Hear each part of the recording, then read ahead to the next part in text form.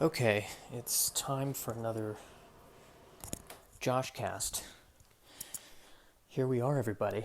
I think the fear is starting to set in. I'm still. It's interesting. I'm more worried about long-term stuff. Like, for instance, I'm terrified that the economy is going to get so bad that I'm going to have to move back in with my parents. Now, I know at first glance that makes it sound like I hate my parents, and I want to assure you I don't. I love my parents very much. But I also know that it's okay to love people and still not want to live with them. So I'm not saying this from a place of hatred towards them. I'm saying this from a place of love. It's not even really so much about them. It's more to do with, it's really important to me to be self-reliant. It's always been something I've always striven for. And what's really hard for me is having to rely on other people. And the reality is, I think if we're all going to get through this, we have to rely on each other. It can't be, every person for themselves. And that's difficult for me. I'm not a fan of that. What I would rather do is pretend that I can rely on myself, and then when no one is looking, rely on other people for help. That's how I like to proceed. It's very narcissistic, but my narcissism is the one thing keeping me going. Like 99% of me is going, oh my God, this could be the end. We're all going to die. And 1% of me is, but if we live, it's got to be at least one screenplay in me about this. So I'm going to start asking for help. So blanket statement, first ask for help. If you enjoy this podcast, or you know what, even if you don't, please share. And please tell at least, I don't know, one friend about it. Though if you're like me and you don't talk to people, tell your barista. Or tell whoever it is you're, exchanging money for to get food at this point in time. Do that. And please share it on your social. I would be much obliged. And then if you have something you want me to share, I will share that, provided it's okay. And why I say that is because I have this paranoid fear. I was thinking about this in the shower this morning. I have this paranoid fear that I will say, blanket statement, yeah, I'll share whatever it is you're doing. And then somebody posts something who I guess is listening to this podcast who is a diehard neo-Nazi, and it's just this hate-filled manifesto. And now I'm like, well, I said I would repost it, but now I've got to go back on my word, and then that I don't feel good about that. Which I don't know why a neo-Nazi would be listening to this. I feel like a neo-Nazi would already have a lot of hatred for me. They wouldn't need to be. Maybe it's just fueling it. It's like, yeah, I know. It just proves I'm right. It just proves I'm right about these people. So yes, that's my ask right there. Probably should be asking for food, but here's the thing, guys. Here's why I'm still not worried. I live next to a 7-Eleven, and that is my game plan. I live next to a 7-Eleven. That is my backup plan. Which means I have no backup plan. I mean, they do have produce. They do have prepackaged salads, so not that I was eating healthy to begin with. They are out of toilet paper, though. I have genuinely thought about used books for toilet paper, which is very Fahrenheit 451 in a in a crass sort of way. It's Fahrenheit 451 meets potty humor. But then I thought, all right, well, what book should I use as toilet paper? And the first thing that came to my mind was, well, The Art of the Deal.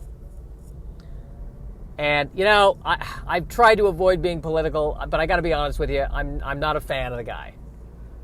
I'm just not. So if that causes any percentage of the 8 people who download this on a regular basis to stop downloading, well, what can you do?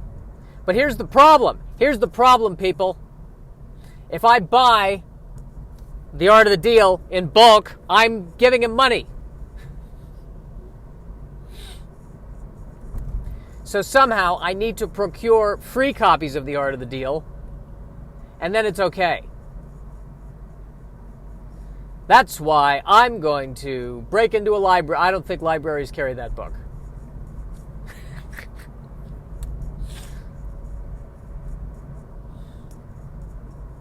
Now, I've self-published some books, and I could bulk order them at cost. That's an option. I mean, they're really cheap. I can set the price of what it is. I mean, it's a way, you know, at least I'm selling copies. See, that's me trying to be self-deprecating a little bit to ameliorate the political angle I just gave. That's something. I don't have a refrigerator. But I have friends who said they would give me one of theirs. So, worst case scenario, I can get a mini fridge. And because the last thing I want is for the Skittles to go bad. Who wants that? I mean, you know, I'm very particular about my candy. My friend gave me some Gatorade yesterday and told me that, if necessary, I could survive on a quarter of a Gatorade per day for weeks. Now, guys, I am by no means a survivalist. I have never been airdropped into the middle of the jungle for 19 days and lived off of the land. So, I don't know exactly what it takes to survive. I'm a little concerned that a quarter of a Gatorade per day may cause more problems than it solves.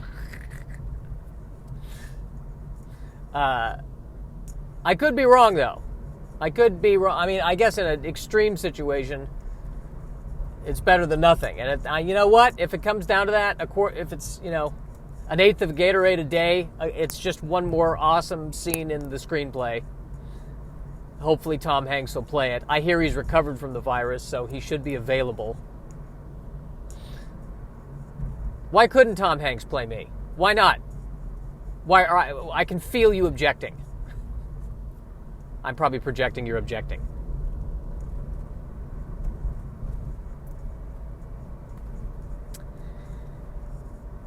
So that's where we're at. That's the situation. That's the sitch. I'm getting closer to my destination. There's no traffic now, so it's cutting down the time that it takes me to get there. I did overeat yesterday, made bad food decisions, had the runs this morning. Not a good idea with limited toilet paper. I recognize that. So now I'm forced to choose between stress eating and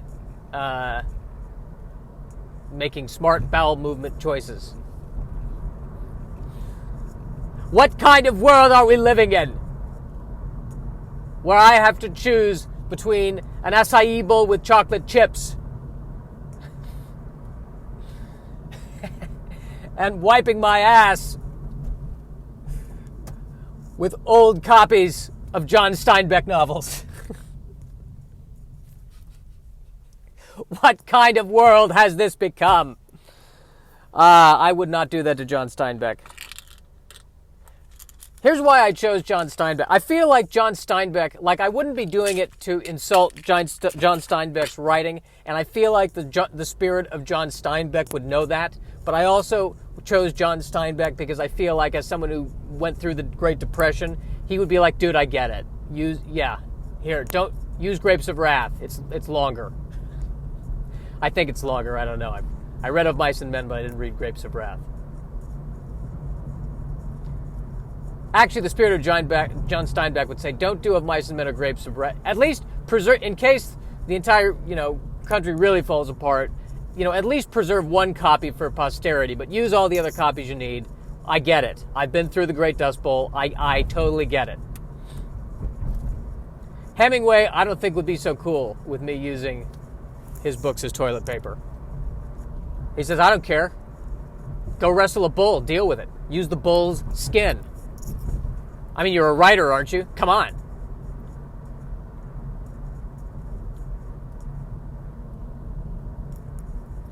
And Shakespeare would go write King Lear while this was happening. That's what Shakespeare wrote, King Lear, while this was happening. Well, first of all, I mean, look, in the 1600s, this kind of thing probably, let's be honest, this kind of thing probably happened every other week. That's probably why he wrote all of the plays, because there was a plague every 15 minutes. I mean, Hamlet was probably the result of dysentery. So let's calm down here.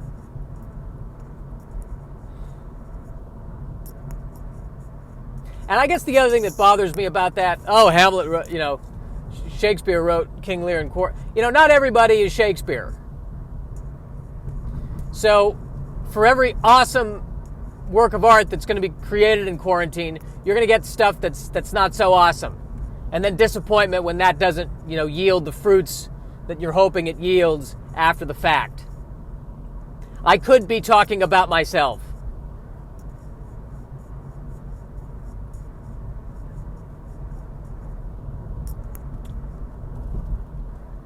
I always like to close out the podcast by doing observational humor of some kind about something sci-fi or something nerdy, geeky, movie, TV. And so I'm going to just go with the first one that comes to mind. I mean, the first one that comes to mind is Sonic, but that I just talked about that one, so I need to come up with something. Final Fantasy. We'll go with Final Fantasy. Final Fantasy. I've talked about it before. I'll address it again. Final Fantasy. I used to watch my friend play Final Fantasy VII. I just watched him play it. I didn't watch it. Or I didn't play it. I watched him play it. I wouldn't want to play it because it's way too involved. If the game involves being able to sit there for an hour, which my friend literally did, an hour, choosing how you want to equip your weapons and your potions and your mana before you're about to fight a guy who has one wing who can float, that's not for me. I liked Halo. More just, here's the gun, go shoot. Boom. Don't think. I think enough already. My life right now, real life, is friggin' Final Fantasy VII. Except, instead of having to equip myself to fight some monster, I have to spend an hour going, all right, do I eat healthy and have healthy poops? Or do I live it up and enjoy today, because who knows what's not going to happen tomorrow? Who knows what's not going to be tomorrow? And then have bad poops. I am living Final Fantasy VII. This is Final Reality 7. That is what is happening right now. So much so that I am shaking my hands as I am talking about it. I don't need to play it. I'm living it. Ugh.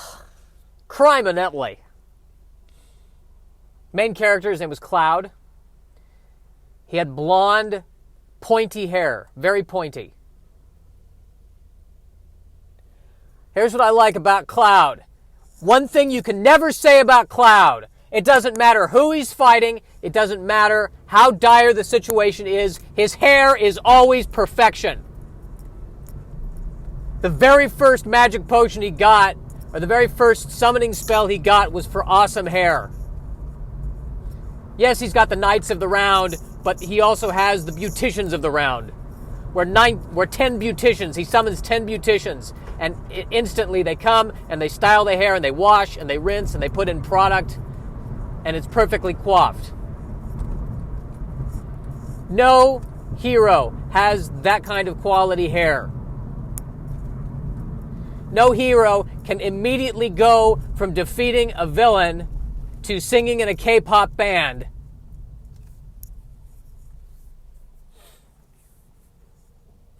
You will not see it. It will not happen, my friends. It will not happen. His hair is phenomenal. Truly phenomenal hair. What else about the guy? Massive sword. Massive sword. He has to hold the sword over his shoulder. I think it's too big. I really think it's way too big of a sword. From what I've read and seen about swords, the foils that they have when they're fencing, I think that'll do it. I think it's a little bit of an overkill. When it's a sword that can double as a kitchenette, as a table, I think it's too big.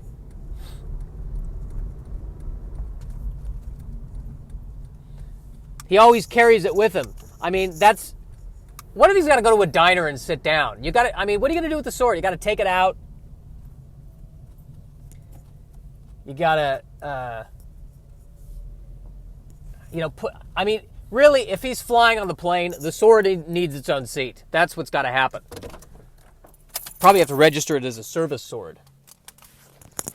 I got to continue with this Final Fantasy VII conversation. I really do. Stay tuned for more tomorrow. And like I said, hey, if it's not too much trouble, like, repost, etc. And I hope you're doing well. I hope this took your mind off of everything for a minute.